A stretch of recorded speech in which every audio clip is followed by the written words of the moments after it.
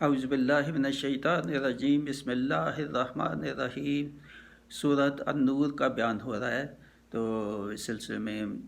تمہید اور خلاصہ کا بیان ہو چکا ہے۔ یہ سورہ جو ہے یہ 24 نمبر ہے اس کا تسلسل قرآن پاک میں، اور اس کی 64 آیات اور 9 رکوع ہیں، اور سورہ کا نام جو ہے وہ اس کی جو 35 نمبر آیت ہے اس سے لیا گیا ہے۔ بہت ہی فضیلت اور اہمیت کے احکام ہے اس میں، اور سماجی، معاشرتی اور گھریلو زندگی اور جو انسان کی ازواجی زندگی ان کے متعلق بے حد اہم احکام اللہ تعالیٰ نے بیان کیے، اور پہلی ہی آیت میں بتایا کہ یہ صورت جو ہے وہ بہت اہم ہے۔ اس صورت شروع کا جو انداز ہے شروع ہونے کا وہ بھی بہت منفرد ہے۔ سورۃ انزلناها وفرضناها وانزلنا فیها آیات بینات لعلکم تذکرون، کہ یہ ایک صورت ہے جو ہم نے اللہ تعالیٰ نے نازل فرمائی اور اس کے احکام فرض کیے، اور اس کی آیتیں روشن آیات ہیں اور جو ہم نے نازل فرمائی ہیں تاکہ تم غور کرو، دھیان کرو۔ یہ خاص بڑی تاکید اور بڑا فوکس کے ساتھ بتایا کہ یہ صورت میں بے حد اہم احکام ہے۔ تو اب اس کا جو پہلا رکوع ہے اس کی پہلے تلاوت اور پھر ترجمہ اور پھر تفسیر جو ہے وہ ہوگی۔ سورۃ انزلناها وفرضناها وانزلنا فیها آیات بینات لعلکم تذکرون۔ الزانیۃ والزانی فاجلدوا کل واحد منہما مئۃ جلدہ ولا تأخذکم بہما رأفۃ فی دین اللہ ان کنتم تؤمنون باللہ والیوم الآخر وَلْيَشْهَدْ عَذَابَهُمَا طَائِفَةٌ مِّنَ الْمُؤْمِنِينَ۔ الزَّانِي لَا يَنكِحُ إِلَّا زَانِيَّةً أَوْ مُشْرِكَةً وَالزَّانِيَّةُ لَا يَنكِحُهَا إِلَّا زَانٍ أَوْ مُشْرِكٌ وَحُرِّمَ ذَلِكَ عَلَى الْمُؤْمِنِينَ۔ والذین یرمون المحصنات ثم لم یأتوا بأربعۃ شہداء فاجلدوہم 80 جلدۃ ولا تقبلوا لهم شہادۃ ابدا واولئک هم الفاسقون الا الذین تابوا من بعد ذلک وأصلحوا فإن اللہ غفور رحیم۔ والذین یرمون ازواجہم ولم یکن لہم شہداء الا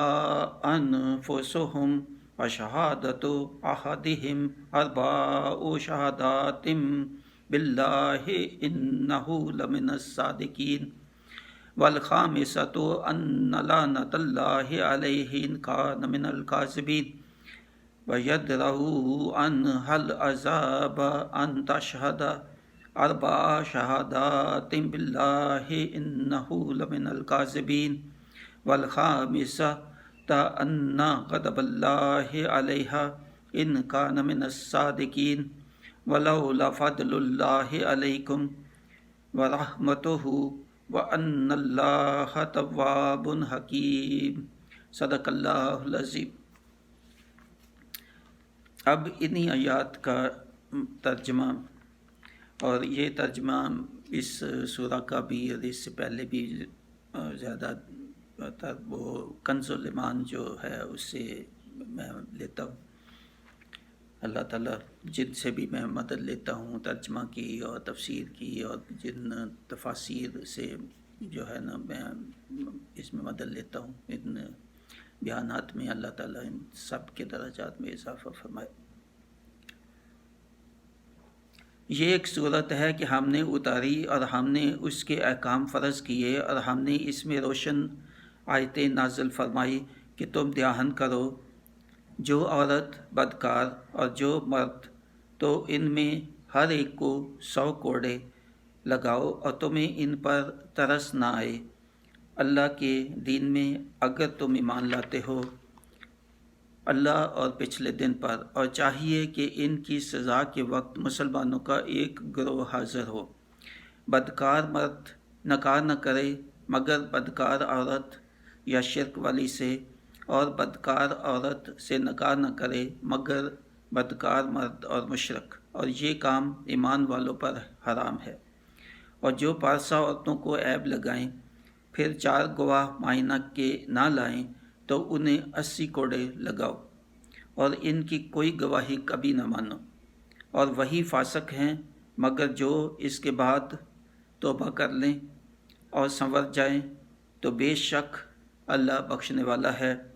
اور وہ جو اپنی عورتوں کو عیب لگائیں اور ان کے پاس اپنے بیان کے سوا گواہ نہ ہو تو ایسے کسی کی گواہی یہ ہے کہ 4 بار گواہی دے اللہ کے نام سے کہ وہ سچا ہے، اور 5ویں بار یہ کہ اللہ کی لعنت ہو اس پر اگر جھوٹا ہو۔ اور عورت یوں کہے، اور عورت سے یوں سزا ٹل جائے گی کہ وہ اللہ کا نام لے کر 4 بار گواہی دے کہ مرد جھوٹا ہے، اور 5ویں یوں کہ عورت پر غضب اللہ کا اگر مرد سچا ہو۔ اور اگر اللہ کا فضل اور اس کی رحمت تم پر نہ ہوتی، اور یہ کہ اللہ توبہ قبول فرماتا ہے، حکمت والا ہے، تو تمہارا پردہ کھول دیتا۔ یہ اس کا ترجمہ ہوا۔ اب انہی آیات کی تفسیر، تمہید میں کچھ تفسیر ہو گئی اور ترجمہ بھی کافی حد تک واضح ہے، بہرحال پھر بھی کسی حد تک یہ دہرانا ہی ہے اس کو، یا شاید کچھ تھوڑا زیادہ تفصیل اس میں آ جائے۔ تو فرمایا کہ اس سورہ میں ہم نے روشن آیات نازل فرمائی۔ جیسے میں نے کہا کہ سورہ کا انداز جو ہے بالکل منفرد ہے، کہ شروع میں اللہ تعالیٰ نے کہا کہ یہ صورت وہ ہے جس میں احکام جو ہے میں نے فرض کیے ہیں، اور اس میں روشن آیات ہیں، اور تصدیق فرمائی کہ یہ میری طرف سے ہی ہے۔ جیسے کفار کہتے ہیں کہ جی نبی پاک صلی اللہ علیہ وسلم نے لکھوا دی یا کسی جن سے یا کسی طرح سے، تو یہ غلط ہے، جھوٹ ہے، بہتان ہے۔ یہ میری ہی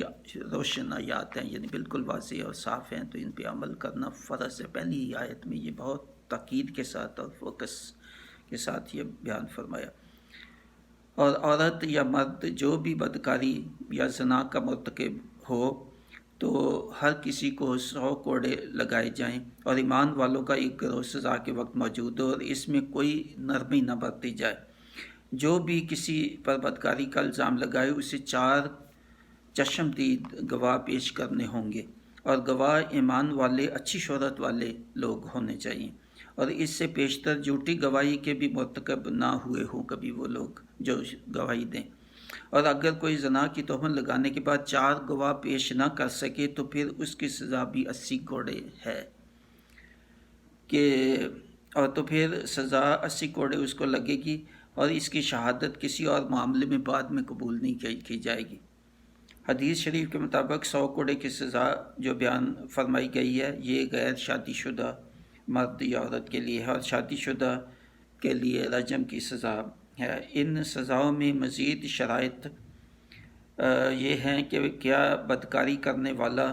یا والی بالغ ہیں، اور مزید کئی اس میں پھر شرائط ہیں سزا دینے سے پہلے جو کہ احادیث میں ہیں، اور شریعت اور فقہاء میں بھی کچھ چھوٹا موٹا اختلاف اس میں ہے کہ کتنی عمر ہو تو اس کے بعد یہ سزائیں جو ہے وہ دی جا سکتی ایسے، یا وہ کسی نے 15 سال کہا بالغ، اور کسی نے 18 سال کہا، کسی نے 15 اور 18 سال کے بعد کسی نے عورت کی مختلف بتائی، اور مرد کی مختلف تھی، تھوڑا اختلاف ہے فقہاء میں۔ تو یہ بھی دیکھنا کہ اس نے کوئی نشہ تو نہیں کیا ہوا تھا، کہ وہ اپنی ذہنی حالت میں ٹھیک تھا، وہ ذہنی طور پہ تو مریض نہیں تھا، یا اس پہ کوئی جبر تو نہیں تھا، کسی نے جبر کر کے تو ان سے نہیں کروایا یہ کام۔ اس قسم کی اور بھی باتیں ہیں، صرف شہادتیں 4 اور اس کے بعد بھی پھر معاملات جو بھی حکم لگائے قاضی تو وہ اس کو کئی معاملات اور دیکھنے شریعت کے مطابق، اس کے بعد پھر حکم لگے گا یا حد لگے گی۔ کیا ان میں سے کوئی غلام ہے یا لونڈی ہے؟ غلام اور لونڈی ہے تو وہ بھی چونکہ مجبور ہوتے ہیں اور محکوم ہوتے ہیں تو ان کے بھی مختلف ہیں، ان کی بھی سزائیں، ان کی بھی 100 کوڑے ایسے نہیں ہے۔ وہ بھی ان کی بھی تصدیق اور وہ سب چیزیں تھوڑا جیسے میں نے کہا کہ یہ لونڈی اور غلام کے بھی ہوں تو وہ بھی پھر مختلف ہیں تھوڑا ان کے شریعت میں جو حدیں لازم کی گئی ہیں ان میں فرق ہے، اور اس سے متعلق معاملات احادیث یا فقہ کی روشنی میں ان کی حدیں لگائی جائیں گی یا فیصلہ کیا جائے گا۔ مختلف فقہا میں کچھ اختلافات بھی ہیں۔ حد لگاتے وقت قاضی کو فیصلہ کرنا ہوگا کہ سزا حسب شریعت دی جائے۔ یہ بھی دیکھا جائے گا کہ کون سا کتنا سخت یا نرم ہوگا۔ کوڑا جو ہے، کوڑا کتنا سخت اس پہ بھی ہے کہ کوڑا کے موٹا ہوگا، کتنا اس کا پتلا ہوگا، یہ بھی اس کی تفاصیل ہیں شریعت میں کہ کتنے زور سے لگائی جائیں گی اور کتنی قوت سے اور جسم کے کن کن حصوں پر کوڑے لگائے جائیں گے۔ روایت کے مطابق کوڑے درمیانی قوت، اصل مقصد سزا بھی ہے مگر سزا سے بڑھ کے یہ ہے کہ عبرت دوسروں کے لیے ہو، وہ جان سے مارنے کا نہیں ہے کوڑے لگا کے، بالکل بڑی احتیاط اس میں، کوڑی ایسے جگہ نہ لگا کہ ایک معذور نہ ہو جائے انسان، کسی کی آنکھ نکل جائے، کسی کا دماغ یا ختم کر دیں یا جسم بازو ٹانگ اس کی توڑ دیں، یہ مقصد بالکل نہیں ہے سزا کا، یہ عبرت ہے اس کے لیے بھی اور دیکھنے والوں کے لیے بھی۔ تو مجرم کو ایسی چوٹ نہ لگائیں کہ وہ معذوری ہو جائے۔ پھر فرمایا کہ بدکار مرد نکاح نہ کرے مگر بدکار عورت سے، اور بدکار عورت نکاح نہ کرے بدکار مشرک سے۔ یہ بھی اخلاقی طور پہ یہ معاشرے میں یہ دیکھنا ہے کہ کوئی اگر بالکل معلوم ہے کہ شہرت کہ وہ ایسا ہے تو پھر وہ ایک جیسی شہرت جو ہے بدکار مرد عورت وہی آپس میں شادیاں کریں، اور بدکار مرد ہے تو جس کی شہرت ہی ایسی ہے اور وہ کسی نیک سیرت عورت سے شادی نہ کرے، تو اس کی بھی تاکید کافی زیادہ فرمائی،